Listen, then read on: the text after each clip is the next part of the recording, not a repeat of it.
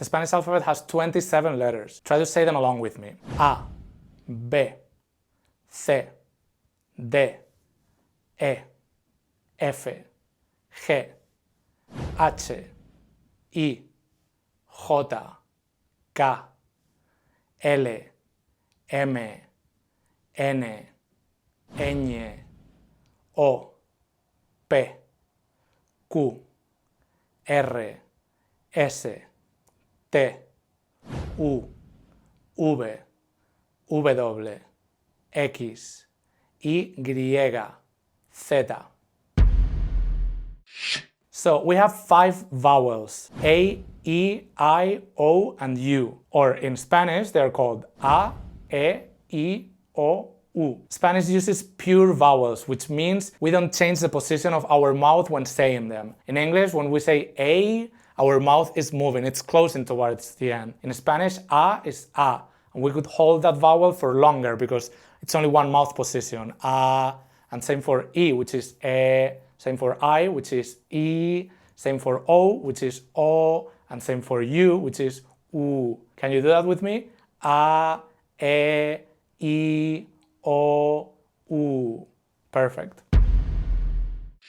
First of all, in Spanish, B and V sound the same. To drink is beber, to live is vivir. The B and the V sound exactly the same. Beber, vivir. CH and 2 L's together used to be considered letters back in the day. They aren't considered letters today, but they behave like consonants. They have their own sound. CH sounds ch, like in English, like in the word cheap, for example. So this word we have here would be chapa. And 2 L's don't sound like an L. This word, for example, for key would be llave. Chapa, llave. H is silent. If we don't have CH and we have an H by itself at the beginning of a word or in the middle, we're just going to ignore it. Hablar and hombre are pronounced hablar, hombre. We just ignore the H. K and W are not common in Spanish. They are only used for words that have been borrowed from other languages. For example, whiskey and katana. R has 2 sounds. It has a strong sound, the rolling R, rrr, which is very difficult to do for a lot of people, and then it has a softer sound. We get the rolling R when we have an R at the beginning of a word, or when it's doubled in the middle of a word, or when the R is placed after N, L, or S. Here are some examples. Rata for rat, carro for car, sonrisa for smile. So don't worry if you're not able to roll your R, just try to make your R sound stronger. People will understand you. And just keep practicing and eventually you'll be able to roll it. And then we have the soft R sound, which happens when the R is in the middle of a word and it's not doubled, or when it's at the end of a word. Here are some examples: cara for face, para, por, which are 2 prepositions. And lastly, Y has 2 sounds. It can behave like a vowel and then it sounds exactly like I, so I in Spanish. This happens when Y is at the end of a word, like hoy for today, and also when it's by itself, I, and that means and.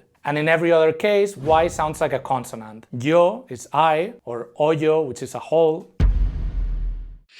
Let's talk about some letters that have some special behaviors. So C sounds K, like the English K, with A, O, and U. So K, Ko, Ku, respectively. But with E and I, it can sound in 2 different ways. This first weird symbol is just the symbol for a fricative.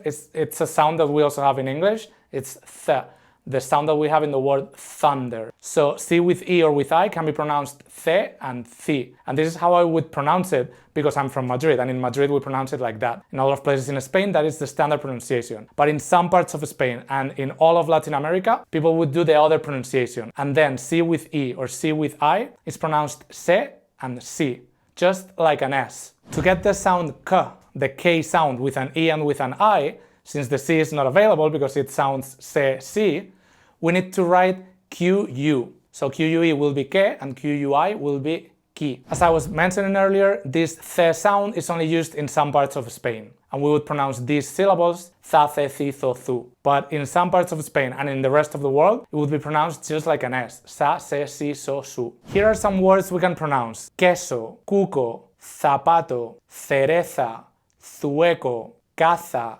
casa. I was pronouncing all of them in my Madrid accent. If we don't want to do the fricative, the th sound, the pronunciation for these words would be queso, cuco, zapato, cereza, sueco, casa, casa, these last two words would sound the same. J and G. So we have this little sound represented with an X. This is the H sound. It's a guttural sound that we don't have in English. H. So J is going to sound like this with all 5 vowels. Ha, he, hi, ho, hu. But G, with A, O, and U, is going to sound ga, go, gu, pretty much like the English G. But with E and I, it's going to get the J sound, he and hi. To get the ge and gi sound, we have to place a U between the G and the E, or the G and the I. So G-U-E will be ge, G-U-I will be gi.